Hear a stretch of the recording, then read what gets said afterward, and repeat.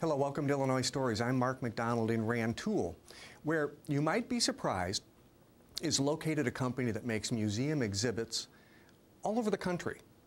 And we're going to tour this facility and also the old Walmart building, which is their fabrication plant for, as I said, museums and exhibits in this country, some in South America. They've worked in other countries in the world as well.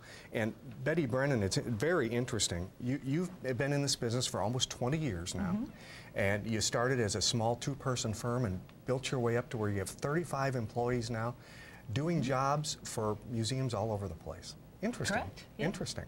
What got you started in Taylor Studios? Well, I always wanted to own my own business, so I have an MBA. I studied business at SIU and then grad school in Missouri. I always wanted to be an entrepreneur. We sort of found this niche. Joe Taylor, my co-founder, worked for a taxidermist who started making trees for nature centers, and we went, holy cow, people do this for a living? And so we ended up building it around what we love, because I love the outdoors, I love nature. And Do you have a favorite job that you worked on? Well, I suppose so, in the sense that it's near my hometown, so my family and stuff can go to it. It's Star Rock State Park, so just a little bit north of Streator, Illinois, and it's because I can show my family what I do, and I grew up climbing on those rocks and hiking those trails, so it sort of brings it all home. And they can brag on you. They can take their friends there and say, my daughter created this little world here. There you go. You know, I want to show. I was talking about some of the jobs that you did, and I just want to take this sketchbook that your company puts out. And just to give an idea, now we were talking about Streator. This is the Streator experience here. Triangle, Virginia, the Museum of the Marine Corps. Gettysburg, Cyclorama, Gettysburg, Pennsylvania. Moss Point, Mississippi. See, you create all these animals and worlds from we tell stories. Prehistory. You tell stories. Yeah, we create immersive environments. We try to transform people to another time and place and put them somewhere else. I'm still paging through here. New Orleans, the Audubon Nature Institute. This is going to be really fascinating to see how you and your crew make all these critters and tell the stories. Here's one, the Liberty Memorial, Kansas City. This is the World War I Museum. You had to create trenches, didn't you? Yes, we had to create different trench scenes and a Horizon Theater and a bomb-sheltered thing. The Puget Sound Navy Museum, you've got a fella back there working on that right now. We can get a little information from him on that one. Well, this is going to be a lot of fun. This is just a small sample of some of the work you've done over the years. Why don't you start us by taking us through? We're going to walk around Inga here. Okay, Inga. This is your favorite dog, Inga. Yes, my favorite dog, Inga. Take us through the process, if you would. I'm going to follow you, and we'll start off in your planning, I guess, huh? Okay, yes, yeah. I'll start you off with planning from a design sense. Okay. And this is Samantha. She's our design manager. Hi, Samantha. Design manager. Yes. Design manager. You've got several people working for you. You have to keep track of. Yes, I have about 10. Okay, about 10. Okay, we're gonna meet some of them. Yes. So she's our department head, and she's part of my executive management team. Okay. Now, when you get a job, I guess the details of the job come in here first? They do. The story comes in here first. The story, okay. So this is content planning. This is where we craft the central theme, the sub-theme, and the storylines. This is where we tell the story. So Caitlin is one of our planners. And what are you working on today? I'm working on Oyster Bay right now. It's a series of outdoor graphic panels that we have for a national wildlife refuge. Okay. And where is Oyster Bay, Betty? I don't even know. It's on Long Island. Long Island. Okay. We run so many projects at a time. It's hard to keep them all juggled. Sure. This is Katie, interpretive planning. What are you working on? Hi, I'm working on some text for the Rancho del Oso Nature Center in California. California. California. Okay. Well, we got Manhattan and California covered here. Go ahead and through there. And then Pete is over here.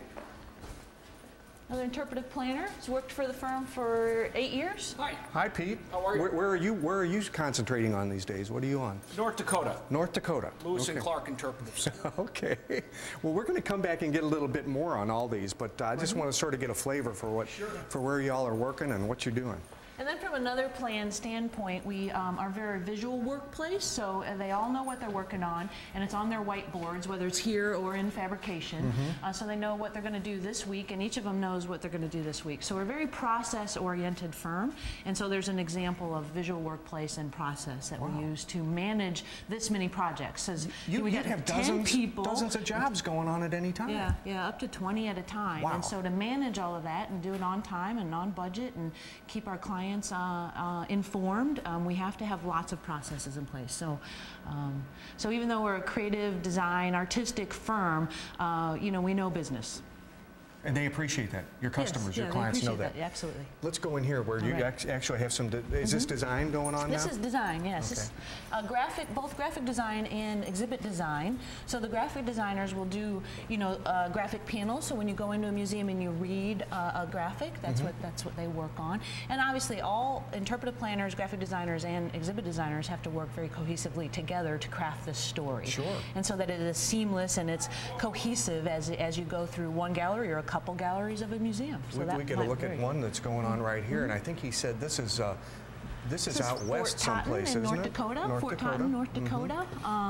So Matt is our graphic designer, and so it's a planning, design, build project, and so this is actually an exhibit design. So even though he's a graphic designer, this is a 3D element that we're putting in phase 1 of this project. And this Fort Totten's a really interesting story. The fort is almost complete. All the buildings are still there and so forth. And so originally it was a fort, and then it became a school for Native Americans, and then it became a tuberculosis research center, and then it went back to being a school for Native Americans. And so to tell this long story throughout this whole sort of campus of buildings is what we're trying to do for this client. And so the planning aspect, the interpretive planning, is almost a 5-year plan for them. So they have a certain amount of money they can have each year, and so we're going to help them plan that budget also. Here, we can build this year. Next year we might be able to build these graphic panels. In the following year you'll be able to afford this. So that's also part of the planning. And basically we're just trying to create a really good visitor experience so that a visitor walking through knows the story and it's cohesive and makes sense. Fort Totten. Fort Totten, North Dakota. And here we are, we're here in Prairie Grove. Is this Arkansas, or where are we here? Yes.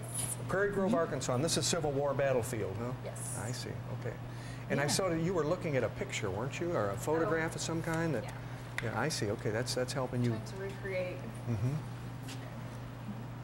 The battle lines. And we'll have, you'll see some of this over in the shop. It's in fabrication now. And so, but part of fabrication is finishing final graphic design. So that's what Kelly's working on. So as that phase of the project, we have to complete those graphic panels. And so when we go over to fabrication, you'll see some life cast figures and some of the elements that we're creating for that project. Wonderful. Yeah. Well, Pete Salmon, a company or a museum or an outfit comes to Taylor Studios and say, here's the story we want to tell, and here's the space we have. We want you to develop the story and create a new space for us. That's pretty much what you do, isn't it? That's exactly right. And you're a planner. You're an interpretive planner. That's correct. Right now, you're working on the Lewis and Clark Interpretive Center. Is it in North Dakota or South Dakota? I'm sorry. It's in North Dakota. In North Dakota. And of course, they've had a wonderful center for years. Absolutely. But it's outdated now. Absolutely. Let's take a look at what they've got right now. I'm going to hold this up. These are some photographs of the displays that they've got. And you can see they have a lot of American, Native American stuff and clothes and gosh, pottery and stuff, bison that they've had. This is static, though, isn't it? What do they want to do? A portion of it is static. What we're going to try to do is come in and we're looking at the experience in a different way. We're trying to see what we can have come off the walls and where we can make the story a little bit more engaging. Well, let's look at the space here and what you're doing. What do they have and what are you working on here? Sure. What this is this is a white model of their current space.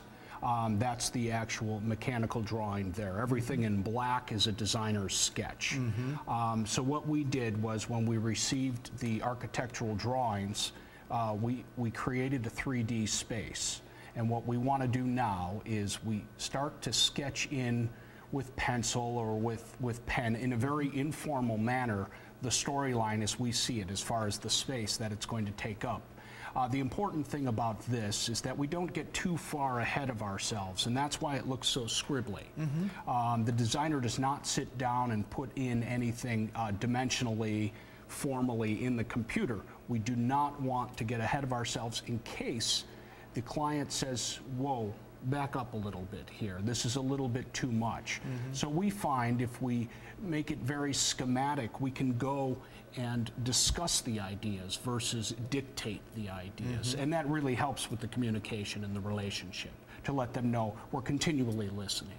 You know, Betty said over and over when I was interviewing her earlier about doing these jobs for these outfits, she said, you know, they have a story to tell. They all have a story to tell, and we have to agree and help them tell that story. Absolutely. How does this story change from what they've been telling the public when they go in there? Well, that's a great question. The emphasis this time around, and they've had the bicentennial in their rearview mirror for a while, and they've been able to see other resources and how people have dealt with the Lewis and Clark story. What the focus is here, the story focus is the Enlightenment and how the Enlightenment philosophy actually gave birth to the Lewis and Clark Trail. I'm sorry, not the Lewis and Clark Trail, but the Lewis and Clark discovery. It kind of started in the mind of Thomas Jefferson, who was an adherent of the Enlightenment. And so some of those thoughts we want to have come through, so that it's a little bit different than the other Lewis and Clark experiences. This is what we're going to focus on. This is what's going to make this center unique versus the other Lewis and Clark centers. Well, Corey Rodehaver, we have moved to the design department, and we are looking at the exterior of the, is it the Puget Sound Navy Museum? Is that is it? correct. Yeah. You've worked on this project before, haven't you? We have. About a year ago, we finished the John C. Stennis exhibit for them, which is based on their aircraft carrier that's stationed there right now. But they want to redesign some other parts of the museum. They do. They have a lower floor where they had some older exhibits, and now they're going to add a children's room that they currently have, just with some kind of homemade type things. And so we're going to come in and give them some nicer exhibits. Yeah, I'm looking down to your, in front of you here. You recently came back from that museum. Of course, you get down there and you get with your tape measure and you measure everything, and so when you come back, you know exactly what you're working with, right? Right. A lot of times, the newer buildings and stuff will have CAD from the architect, but this building is very old. And so we just had some hand-drawn stuff that wasn't to scale, so I had to go in and measure everything and draw it out. So this was just a pad I had while I was there. Then we come back and put all this into CAD so that we can work accurately within the space. And what does CAD stand for? Computer-aided drafting. Ah, okay. Yeah. All right. So AutoCAD is a program that we use. AutoCAD. Okay. Now we saw the exterior. Let's take a look at some of the design work that you've done on this one before. Sure. And that looks like a cartoon. What's going on there? This is a design development drawing for the children's exhibit that we're working on right now. It's going to be a family discovery room. What you're looking at here is kind of we took kind of a 2D illustrated theme with kind of underwater theme. There's kind of a sub there that the kids can crawl into, read books. There's a puppet station over in here for puppets that they can play with. This is a photo op, so they can climb behind here and have their picture taken. So this is still in planning, right? You haven't built this yet. Yeah, that one's still in planning, so that's what we're currently working on. So that's just one side of the room that we're bringing in. It's all kind of a layered dimensional thing. Let's look at some of the designs of the work that you've done there already, because you still have the designs that. This is interesting because this shows your drawing and your computer work before it's built, right? Right. This would be an example of one of our final design drawings. What you just saw was a design development, which would come before this stage. And so this is what they get in the final book before we go into fabrication. So they have to approve all this before you ever start making it, right? Absolutely. And then once it goes into fabrication, it'll eventually get installed.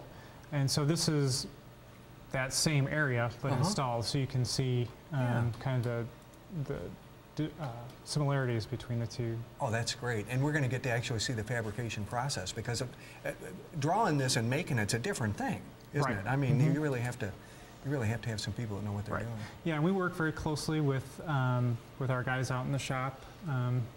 They review our drawings very closely, and because We got to make sure it fits when we get down Yeah. there. We don't want to have to cut something apart. So. Yeah.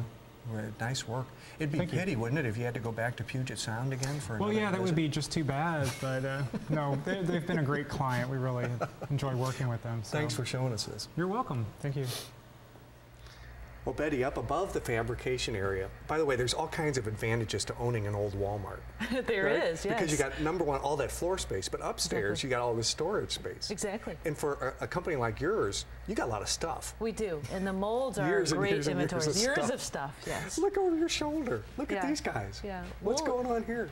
So those are a cast of woolly mammoth tusk. We did a project for the International Wildlife Museum in Tucson in the late 90s, like 1997, and I negotiated a deal with them to have the molds from their tusk. And this is a cast of the tusk. So we built a woolly mammoth and an Irish elk model for them, and then got rights to those casts and molds of their fossils that they had in their And storage. you may get to use these again sometime. Exactly, yeah. You know? Yeah, we That- have the molds. That So- looks like Garfield down there. Yeah, that's Garfield. We worked at the Muncie Children's Museum in Indiana, and we work with Paws Inc. and they did a Garfield exhibit. So, an old dodo bird from the Louisville Zoo project we worked on. It was a dodo bird bank. And these are molds for plant models. We do lots of work for nature centers, and they interpret plant models. And so, Let's take so a look you, at some of that. Yeah. Like, for instance, this is a Georgia oak, and this would be the bark? That's Is the that- leaves. These are the leaf- leaves. Oh, yeah, yeah. see the leaf right there. Yep. So these are plaster molds that we put on a vacuum form machine, and so that sucks the plastic down on that, and each one is individually cut out. So they're extremely detailed work. Okay, I'm going to try to slide that in Yeah, there without that hurting looks it. good, yeah. This is really, it's kind of fun. It's like being in a big attic Yeah, with cool all kinds of stuff, just huh? stuff. Yeah, It I mean, is there's fun. Yeah. here we're getting into human heads. Yeah, we do a lot of life cast figures, so you'll see anything that we think we would make a second cast of, we'll take a mold. So some of this is mold, some of this is casts. And so we take a lot of molds of people's bodies. So sometimes if it's a historic figure, we'll have to sculpt it and take a mold. But often Right. we're molding Oftentimes you people. can just use a generic guy. Yeah. In the early days, I had a artifact and fossil reproduction mail order division, and so there's a whole bunch of leftover stuff from that. I mean, you're going back over 10 years, Well, almost dig 15 one out years. for us. Yeah. Well, we have back here. This is a Titanothere jaw, Titanothere jaw, and let's see, we got a Triceratops horn. Wow. Yeah, and then in these boxes, a T-Rex claw, T-Rex teeth, dino eggs that we got from China. We negotiated deals with people to take molds of their See? fossils. There it is, dino egg. Dino right eggs. There. Yep, there you go. Right there. There it is, the Dino eggs. prototypes. Yeah. And look at these. That's These a Samoria. let me see, some prehistoric critters. And this, that's Samoria. That's pre-dinosaur age. This is Cretaceous, I think. I call him X-fish because he's really hard to pronounce, but he's pretty darn cool, I think. Looks like an old piranha. Yeah. Wouldn't want to be swimming in that pond. Here's speaking of swimming in a pond, now, Yeah. there's a story behind this guy because you use this old alligator, this old crocodile. Is crocodile or alligator? What is he anyway? Alligator. Alligator. He's an Used him alligator. several times, haven't you? Yeah, and we made several different molds of him in different poses so that we could use him for different jobs. And then these molds are very valuable to us because we can make multiple casts. And so we've actually cast alligators quite often. Actually, I think there's an alligator cast downstairs right now, too. Yeah. Well, Yeah. there's also an alligator downstairs. Yeah, there's an isn't alligator there? downstairs, Can too, you yeah. show him to us? Yeah, Okay. you bet. let's go see him. All right. Betty, there's no end to the interesting stuff you can pick up walking through here. Have an interesting place. This is, I wanted to show this before we get to the alligator. We talked about details and how you have to have an eye for detail. Yeah. You would go out and you would make a mold of a specific kind of tree so that when you build an exhibit for somebody, the bark matches the kind of tree that they're talking about. Absolutely. And then the client approves the bark to make sure it's that exact. Wow. Yeah. That's amazing. Okay, the moment has come to see this alligator. Yeah. Can you, It's our pet alligator. So be careful. be There he careful, that's is. right. He likes his belly rub. And you got him in the freezer, so he's do. sort of out of commission right now. He's isn't out of he? commission. Yeah. We've molded him several times, so we get very good detail. You can't beat Mother Nature for detail. really helps to have an alligator in the freezer every once in a while, doesn't it? It certainly Mark does. Dams, you're a model maker. You actually got to use that gator to build this critter here, didn't you? That's correct. This is a panel for blind people. And so what they wanted was they want a graphic panel describing what you're supposed to see in the wild. And then they wanted a panel that had the braille so the blind person could come up and read what the panel said, and then they okay. could feel down the gator Yeah. and actually feel what a real gator Yeah. has for scales. Wonderful. Well, show me more, because this is going to Florida, to the Gulf Islands National Seashore. That's is that right? correct. Yep. So this is another panel here. These are all hand sculpted models. That Let's we start will, at the top. Show me as we go. Now, this is these again would be for a walkway for people to identify the creature from the braille. Huh? Correct. Yeah. Correct. So the blind person will come up, read the braille, and then be able to feel. Okay, it has a small beak. You know, small legs, wings, and then they would come over to say the mockingbird. Oh, it's a longer bird. You know, the bigger feet, it's a bigger bird. And then on down the line for the different birds that are in the area. They send you drawings like up here, and then you create these models. That's correct. These were based off of these poses, and then they're just hand sculpted to fit within the parameters of the panel. Yeah, and you'll make in the end it'll be a plastic panel, I guess. Correct. We'll take these and we'll set everything in place, and we'll do a big rubber mold over the whole thing, and then we will cast it out of a UV stable plastic that is backed with a steel backer. Wow, fascinating. Excellent detail. Yeah, these are great. Well, Sean Hensley, I've sanded things before. Of course, I've never made Yeah. anything this lifelike, but I've sanded things before. That's what you're doing now, is just sort of smoothing him up? Correct. Just trying to make everything flow together like a real person. Yeah, like a real person. Yeah, like a real person. I know that we know a little bit about this project because we were in the design phase of it. This is the Prairie Grove National Battlefield project. Yes. And you're creating sculptures here from a couple of the players in that, Yes. I guess. Hinman and Blunt Okay, this short guy's here is Hinman? Yeah, Okay, yeah, and he's this taller guy over here would be Blunt. is Blunt. Okay. Let's take a look at Blunt here, because I'll tell you, the reason I wanted to take a look at Blunt is because you got the eyes in him, Yes. and he's a little further along. I also want to take a look at this photograph, because if you have any doubt as to who this guy is, those are Blunt's eyes. Boy, you got him to a T. You got him to a T. And these guys will be standing together in an exhibit down in Arkansas. Huh? Yes, correct. And one of the things that I was hoping to portray, like with the two figures, is that I wanted them to interact a little bit so that they weren't, just static poses to help engage the visitor. What's he made out of? He is made out of styrofoam, steel, resins. Yeah. And you told me something interesting too. You got to be able to remove the arms. Yes, correct. To get the clothes to get the clothes on. Guys. Sometimes it gets really tricky. These ones are actually fairly simple, but we just use a square peg so that it doesn't rotate. And there's steel that goes the whole way down inside, so that way everything would be Look at his hands. sturdy and Look everything. at those hands. Yeah. That's beautiful work. Yeah. So we casted one of the people here at work, and so these are a real person's hands. Yeah. Wow. They're actually Amy's, the painter's Amy- hands. Yeah. Is that right? Yeah, because she was the right height. Because that's one of the things that we had to deal with is, because he's 5'1", we have to find people that are that measurement to cast him. 'cause Sure. it would look You're also working on. Here's the board that you work off of. But I wanted to show these armaments, bullets, shells, whatever the heck we've got over here. How did you get the dimensions and everything that you needed to make these? Well, we found references of real ones. Each of them represent actual projectiles of the period and how they kind of evolved into what they are. From the typical cannon ball there to this one where it actually explodes in the air. This one here, as you're talking about, explodes in the air. Yeah, and and the other thing about these is that there's a sensor inside, so that way when you put your hand over it, there'll be a video monitor with I'm not really sure what's on there, but an interaction, so people get more of a Boy, that's fascinating. You learn a lot doing this, don't you? Yes, yeah, that's for sure. It's one of the things actually I enjoy most about the job. Yeah. You know, I get to learn a little bit about history and, you know, how things work. Now this will make traveling fun.